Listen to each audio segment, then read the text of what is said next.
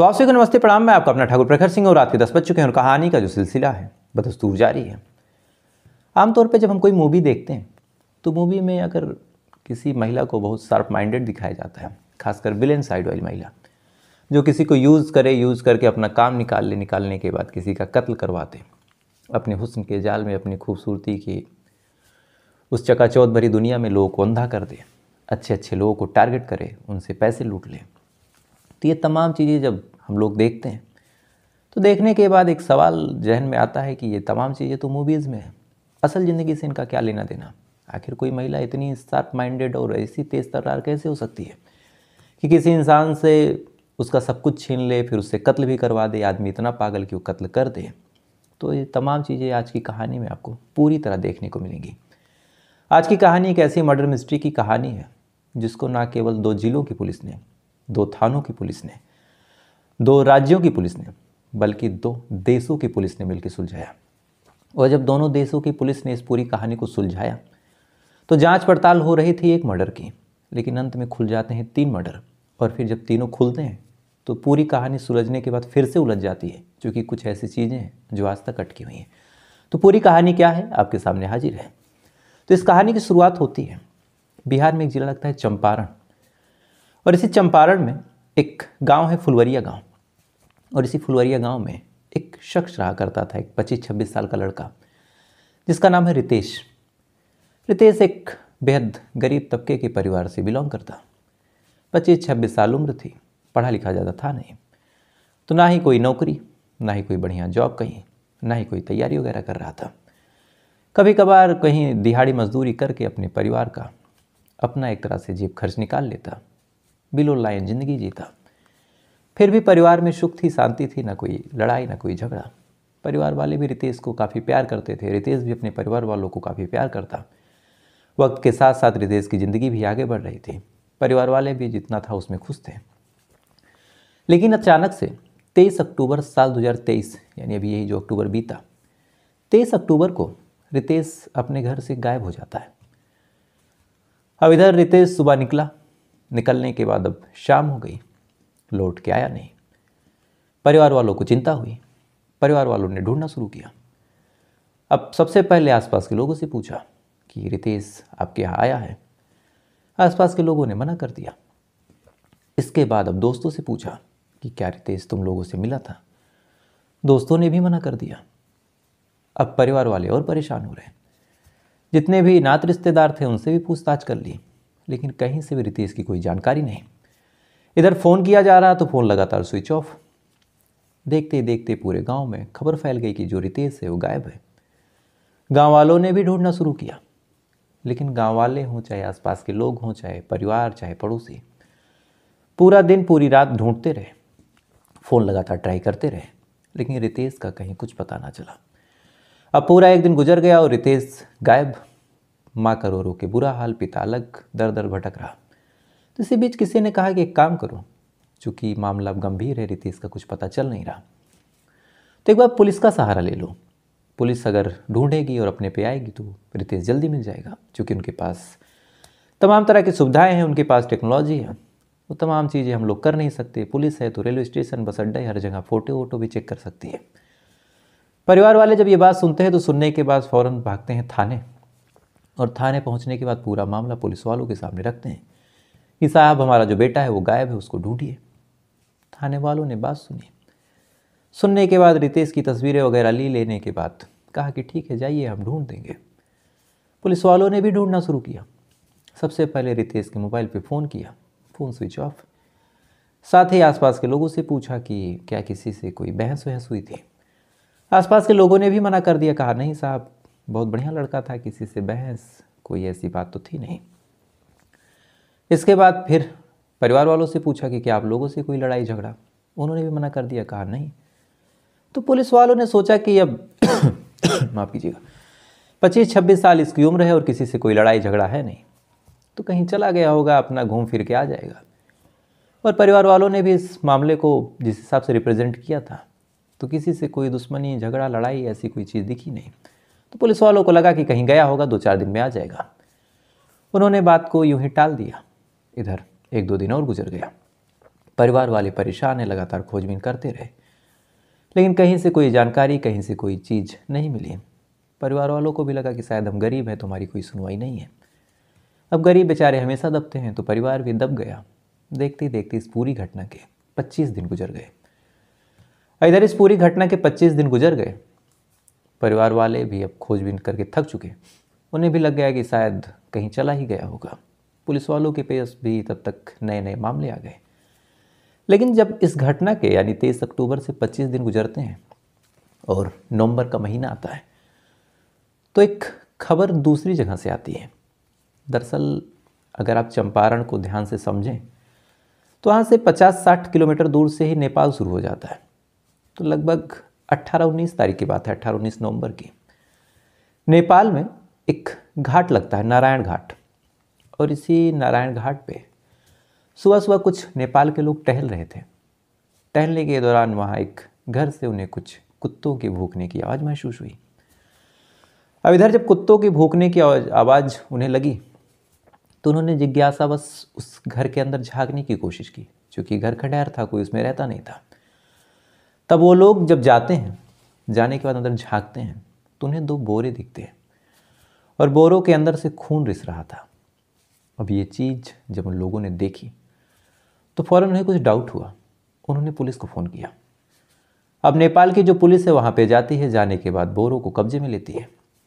लेने के बाद जब बोरों को खोला जाता है तो खोलने के बाद बोरों के अंदर से 2 लाशें निकलती हैं, और उसमें से एक लाश एक महिला की थी और एक लाश एक पुरुष की थी। और उन लाशों को देखने के बाद से ही, यानी जो शकल सूरत थी, ऐसा लग गया कि ये लोग नेपाल के नहीं हैं, क्योंकि उनकी बॉडी, उनके चेहरे का रंग और आँखें, ये तमाम चीज़ें ऐसा दिखा रही थी कि ये जो लोग हैं ये नेपाली नहीं हैं, ये बाहरी हैं, यानी हिंदुस्तानी। अब ये चीज़ जब नेपाल की पुलिस ने देखा और ये देखा कि 2 लाशें हैं, वो भी हिंदुस्तान की, अब उनके लिए अलग दिक्कत। चूँकि अब हिंदुस्तान की हैं ये तो समझ में आ रहा, वो भी पुख्ता तौर पे नहीं कहा जा सकता, बस इतना श्योर है कि नेपाल के नहीं हैं। और अगर मान भी लें कि नेपाल के नहीं हैं, हिंदुस्तान के हैं, तो फिर कहाँ के हैं और पहचान कैसे हो? तो सबसे पहले नेपाल की जो पुलिस है उसने बॉडी की अच्छी तरीके से तलाशी लेनी शुरू की। तमाम तरह की चेकिंग की, तमाम तरह के डॉक्यूमेंट्स चेक किए और अलग चीज़ें चेक की।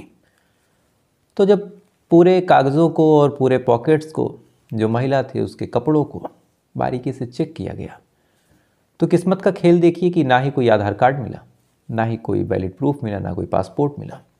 हाँ, एक कागज़ मिला, और उस कागज़ पे एक एड्रेस लिखा हुआ था, और ये एड्रेस शायद किसी कपड़े की दुकान का था। और ये एड्रेस एक थाना है, सुगौली थाना, ये चंपारण में ही पड़ता है। ये एड्रेस उसी सुगौली थाने का है। अब नेपाल पुलिस ने जब सुगौली नाम सुना तो उन्होंने फिर पता करना शुरू किया गूगल के माध्यम से कि सुगौली कहाँ है। अब जब पता करना शुरू किया तो पता चला ये सुगौली जो है चंपारण में है, चंपारण का एक थाना लगता है। अब नेपाल पुलिस ने सुगौली थाने से कांटेक्ट किया और बताया कि हमारे देश में एक लाश मिली है, 2, दोनों में से एक महिला है, एक पुरुष है, और पुरुष के कपड़ों में से एक पर्ची निकली, उसमें सुगौली थाने में एक टेलर का जिक्र हुआ है। तो आप पता कीजिए ये कौन है और आप देखिए अपने हिसाब से। चूँकि 2 राज्यों का मामला हो तो पुलिस आ जा सके स्पेशल परमिशन के बाद, लेकिन अब 2 देश का मामला कैसे आए जांच पड़ताल करने, इंटरनेशनल मामला हो गया। नेपाल की पुलिस ने सुगौली थाने की पुलिस को इन्फॉर्म किया। अब बाहर से ये मामला आया तो इन्होंने भी सोचा कि ये क्या है। उन्होंने कहा कि आप फ़ोटोज़ भेजिए। इसके बाद उन्होंने फ़ोटो भेजी। तो जब फ़ोटो भेजी तो कुछ चीज़ें उन्हें याद आई पुलिस वालों को। दरअसल कुछ दिन पहले जब रितेश गायब हुआ था, तो रितेश के गायब होने के बाद माफ़ कीजिएगा, सुगौली थाने की जो पुलिस है उसने जांच पड़ताल की थी। जांच पड़ताल के दौरान रितेश के अलग अलग लोगों से, अलग अलग दोस्तों से पूछताछ की थी, और इसी बीच एक दोस्त था जिसका नाम था ऋषभ, उससे भी पूछताछ की थी। और जिस लाश की फ़ोटो आई है, कहीं ना कहीं ऐसा लग रहा है कि ये लाश किसी और की नहीं, ऋषभ की ही है। अब ये चीज़ जब सुगौली थाने वालों ने देखा तो देखने के बाद उन्हें बड़ा हैरान नहीं लगा कि पहले तो रितेश गायब, उसके बाद अब ऋषभ भी गायब हुआ, उसकी लाश मिली, और अगर ऋषभ की लाश मिली तो वो महिला कौन है। तब पुलिस वालों ने उस महिला की तस्वीर, जो फुलवरिया गांव है, वहाँ के लोगों को दिखानी शुरू की। और जब वहाँ के लोगों को लाशें दिखाई और तस्वीरें दिखाई तब पता चला कि ये जो लाश है, जिस महिला की ये तस्वीर है, वो महिला इसी गांव में आई थी कुछ दिन पहले और शायद ऋषभ की प्रेमिका भी रह चुकी है। हालांकि ये महिला शादीशुदा थी और इसी सुगौली थाने में एक गांव लगता है सुगाव डी, इसी सुगाव डी की रहने वाली स्मिता देवी है। अब पुलिस वालों ने जब ये तमाम कहानियाँ सुनी कि रितेश गायब है, उसका एक दोस्त ऋषभ है, उसकी डेड बॉडी मिली है, ऋषभ के साथ उसकी जो प्रेमिका है स्मिता देवी, उसकी लाश मिली है, हालांकि जो स्मिता है वो किसी और की पत्नी है, उसका ससुराल कहीं और है। तो पुलिस वालों ने कहा कि चलो इस कहानी को थोड़ा शुरू से समझते हैं कि अगर वो सुगाव डी की रहने वाली बहू है तो इसकी प्रेमिका कैसे बनी, और अगर प्रेमिका बनी तो रितेश कहाँ गायब हो गया, और रितेश गायब हुआ तो ऋषभ का कत्ल किसने किया। अब ये तमाम सवाल जानने के लिए सबसे पहले जो स्मिता देवी है उसके पति से बातचीत करनी थी। लिहाजा पुलिस वालों ने स्मिता देवी के पति, जिसका नाम था अखिलेश, उससे मुलाकात की। चूँकि थाना सेम था तो गांव में जाती है, जाने के बाद अखिलेश से पूछती है कि तुम्हारी बीवी कहाँ है। अब ये सवाल जब अखिलेश सुनता है तो सुनने के बाद एकदम सन्न रह जाता है। फ़ौरन हड़बड़ाते हुए कहता है कि साहब मेरी बीवी तो अपने मामा के घर है। पूछा कि कहाँ है मामा के घर, तो फिर अखिलेश ने बताया कि एक गांव है फुलवरिया, वहीं पे उसके मामा का घर है और वहीं पे है। पुलिस वालों ने कहा नहीं, वो वहाँ पे नहीं है और उसका कत्ल हो चुका है और उसकी लाश नेपाल में मिली है। तो क्या तुम बता सकते हो कि तुम्हारी बीबी और ऋषभ का संबंध कब से है और तुम्हें पता है या नहीं। अब ये सवाल जब पुलिस वालों ने अखिलेश से पूछा तो पुलिस वालों को उम्मीद थी कि अखिलेश थोड़ा सा चौंकेगा, घबराएगा और अजीब सा रिएक्शन देगा, लेकिन अखिलेश ऐसा कुछ नहीं करता, बल्कि अखिलेश ऐसी रिएक्शन को देता है, ऐसी शक्लें बनाता है जैसे ऐसा लगा कि अखिलेश का कोई भांडा फूटा है। पुलिस वालों ने इस लहजे को, इस नज़रिए को भांपा, भांपने के बाद अब इसे उठा लिया और उठाने के बाद जब पूछताछ शुरू की कि क्या सच्चाई है और क्या क्या तुम जानते हो, इत्मीनान से बता दो, हमें ज़्यादा टॉर्चर ना करना पड़े। तब अखिलेश ने जो कुछ कहा उसे सुनने के बाद शायद आप भी हैरान हो जाएंगे, चूँकि ऐसी कहानी आपने भी नहीं सुनी थी। दरअसल अखिलेश और स्मिता देवी की जो शादी है वो साल 2013 में हुई थी। शादी होने के बाद दोनों की शादीशुदा ज़िंदगी आगे बढ़ी। शादीशुदा ज़िंदगी जब आगे बढ़ी तो दोनों के बच्चे भी हुए। अब साल 2013 से शादीशुदा ज़िंदगी आगे बढ़ी, बच्चे हुए, लेकिन इसी दौरान कई बार ऐसा हुआ कि एक मामा का घर पड़ता है फुलवरिया में और अखिलेश और स्मिता अक्सर वहाँ पे आने जाने लगे, बच्चों को भी घुमाने के बहाने कि चलो कुछ रिश्तेदारों के यहाँ घूम लिया जाए, बीवी का भी कुछ मन बहल जाए, बच्चों की परवरिश में लगातार बिजी रहती। तो इसी दौरान साल 2020-21 की बात है, जो स्मिता देवी है फुलवरिया आई हुई थी। आने के दौरान अब जो अखिलेश है वो भी आके रुका। अब गांव में घूमने निकला। अक्सर लोग करते हैं कि किसी गांव में जाते हैं तो दुकान पे, अलग अलग जगहों पे बैठते हैं कि कोई नया दोस्त मिल जाए, फ्रेंड बन जाए। तो ऐसे ही अखिलेश जब गांव में निकलता है तो निकलने के दौरान वहीं एक पनवारी की दुकान पे इसकी मुलाकात ऋषभ और रितेश से होती है। दोनों पहले से दोस्त थे, वहाँ पे बैठे हुए थे। अब बातचीत शुरू हुई दोनों के बीच, यानी ऋषभ, रितेश और अखिलेश के बीच। जब बातचीत शुरू हुई तो देखते देखते दोनों अच्छे खासे दोस्त बन गए। हालांकि उम्र में अंतर था, अखिलेश लगभग 35-36 साल का, इधर रितेश ऋषभ 27-26 साल के। लेकिन अब दोनों के बीच दोस्ती हो गई। दोस्ती होने के बाद अब अक्सर एक दूसरे से मिलने उलने लगे। कई बार ऐसा भी हुआ कि अखिलेश घर पे रहता तो ये दोनों भी मिलने आते। इसी दौरान इन दोनों की मुलाकात स्मिता देवी से हो गई। अब स्मिता देवी से मुलाकात हुई, इसके बाद इन दोनों से बातचीत शुरू हो गई और कई बार ऐसा हुआ कि अखिलेश की गैर मौजूदगी में भी ये दोनों आने लगे।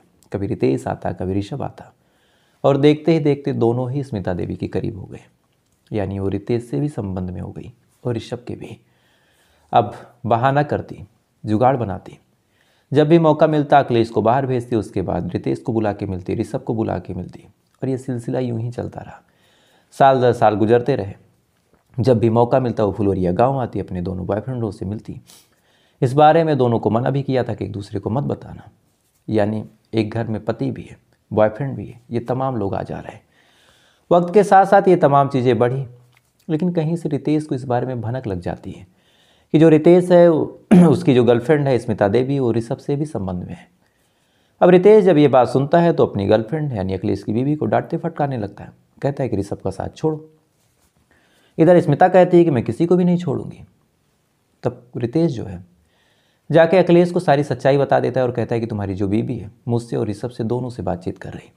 अब अखिलेश जब ये बात सुनता है, सुनने के बाद गुस्से में तिलमिला जाता है और अपनी बीवी के पास आते हुए उसे डांटते फटकारते हुए कहता है कि तुम यहाँ ये करने आती हो। तो इसमें अस्मिता देवी ने एक चाल खेली और कहा कि ऐसा कुछ नहीं है, जो रितेश है वो मेरे पीछे पड़ा हुआ है और मुझे परेशान कर रहा है और कह रहा है कि तुम मेरे साथ नहीं सोओगी तो मैं तुम्हें बदनाम कर दूंगा और तुम्हारे पति का तलाक करा दूंगा। अब ये बात अखिलेश को इस कदर उसने समझाई और इस कदर उसने ब्रेनवाश की कि अखिलेश खुद अब रितेश को अपना दुश्मन मान बैठता है। और इधर रितेश के बारे में उसने ऋषभ को भी बताया और कहा कि ऋषभ जो रितेश वो ऐसा ऐसा कर रहा। यानी जो स्मिता है उसने अखिलेश और ऋषभ को एक साथ मिला लिया और प्लान बना कि अब रितेश को मार डालेंगे, क्योंकि इसने जो स्मिता है उसकी बेइज्जती करने की कोशिश की। प्लान बनने के तहत जो स्मिता है वो रितेश को बुलाती है। उसके बाद अखिलेश, ऋषभ और एक लड़का और, ये तीनों मिलके रितेश का कत्ल करते हैं। कत्ल करने के बाद उसकी लाश को एक गड्ढे में दफन करते हैं। इधर रितेश जब गायब हुआ उसकी खोजबीन शुरू हुई, लेकिन गरीबों का मामला पुलिस वालों ने ना ही गंभीरता दिखाई ना ही जांच पड़ताल हुई और ये मामला दब गया। इधर अखिलेश को लगा कि शायद मेरी बीवी सही थी और जो ऋषभ है उसे भी लगा कि अब शायद जो गर्लफ्रेंड है वो मेरी ही रहेगी। लेकिन कुछ दिनों बाद जब अखिलेश ने नोटिस की कि बीबी तो अब लगातार ऋषभ से बातचीत कर रही, तब कहीं ना कहीं अखिलेश का गुस्सा फूटा और उसे लगा कि रितेश जो है वो सही कह रहा था, उसके हाथों एक गलत कत्ल हो गया। अब अखिलेश ने इन दोनों का विरोध करना शुरू किया और कहा कि तुम्हें बात नहीं करनी। अब जैसे ही ये बात ऋषभ सुनता है, सुनने के बाद अस्मिता को अपने साथ लेता और लेने के बाद नेपाल भाग जाता है। अब नेपाल भाग गए। भागने के बाद इधर अखिलेश परेशान, पता कर रहा कि कहाँ है कहाँ है। साथ ही जो रितेश वाला मामला था उस पर भी नज़र रख रहा, जो कि उसने कत्ल किया था। तो जांच पड़ताल और तमाम चीज़ों के दौरान जब पुलिस वाले पता कर रहे थे कि कौन सा दोस्त कहाँ है कैसे, तो इसी दौरान पुलिस वालों को कहीं से इनपुट मिला था कि जो ऋषभ है यानी रितेश का दोस्त, वो नेपाल गया हुआ है। और इस बारे में कहीं से अखिलेश को भी खबर लग गई। अब जैसे ही अखिलेश को खबर लगी कि उसकी बीवी ने उसे कत्ल करवाया और कत्ल करवाने के बाद अपने दूसरे आशिक के साथ कहीं भाग गई, तब अखिलेश को लगा कि नहीं, अब तो बदला लेना है। तो कैसे? तो फिर उसे याद आया कि जैसे रितेश को मारा है वैसे इन दोनों को भी मार दूंगा। इसके बाद ये पूरा प्लान बनाता है। प्लान बनाने के साथ साथ वो नेपाल के लिए रवाना होता है। रवाना होने के बाद पता करता है कि कहाँ हैं ये लोग, एड्रेस निकालता है और निकालने के बाद जाता है उस कमरे पे। और इत्तेफाक देखिए कि जब कमरे पे जाता है तो देखता है कि स्मिता और ऋषभ दोनों साथ सो रहे हैं। ये चीज़ जैसे ही देखता है, देखने के बाद प्लान बनाता है, वापस आता है और सबसे पहले अस्मिता को अपने पास बुलाता है और बुलाने के बाद एक सुनसान जगह पे ले जाता है। ले जाने के बाद उसका गला दबा के उसका कत्ल कर देता है और अगला फ़ोन अब ऋषभ को मिलाता है। मिलाने के बाद ऋषभ को भी बुलाता है, उसका भी गला दबा के कत्ल करता है। दोनों लाशों को एक बोरी में डालता है। बोरी में डालने के बाद उन लाशों को लेके जाता है। जाने के बाद एक खंडहर में फेंकता है। फेंकने के बाद वापस नेपाल से बिहार भाग आता है और अपने घर पे जाके इत्मीनान से सो जाता है, इस उम्मीद में कि जो पहले कातिल थे यानी रितेश के कत्ल में जो लोग थे वो नेपाल चले गए, नेपाल में कत्ल कर दिया, तो वहाँ से तो मामला यहाँ खुलेगा नहीं और बात यूँ ही अटकी रह जाएगी। लेकिन पुलिस वालों ने जिस हिसाब से अभी 2 दिन पहले की बात है ये पूरी कहानी निकाली, लोगों के सामने लाया, तो लोग भी अब हैरान हैं कि एक महिला किस तरह की शार्प माइंडेड हो सकती है कि पहले अपने पति को यूज़ करके एक लड़के का कत्ल करवाया, उसके बाद अपने प्रेमी के साथ भाग गई, उसके बाद पति ने पत्नी को मारा। यानी एक औरत की बदचलनता की वजह से 3 लोगों की जान गई, उसमें से एक औरत खुद थी और चौथा जो कातिल है वो 3 कत्ल कर चुका है, तो उसकी भी ज़िंदगी कम से कम उम्र कैद होगी। तो जैसा मैंने शुरू में कहा था कि ऐसी कहानी शायद आपने सुनी नहीं होगी, तो शायद ये बात सच है, और ये बात सच है या गलत आप कमेंट भी ज़रूर कीजिएगा। तो फिलहाल ये थी पूरी कहानी। उम्मीद है कहानी से आपने कुछ सीखा जरूर होगा और अब आपसे कल फिर मुलाकात हुई किसी दूसरी सच्ची कहानी के साथ। तब तक अच्छे रहिएगा, खुश रहिएगा, अपना ख्याल रखिएगा, अपने देश का ख्याल रखिएगा। जय हिंद, वंदे मातरम।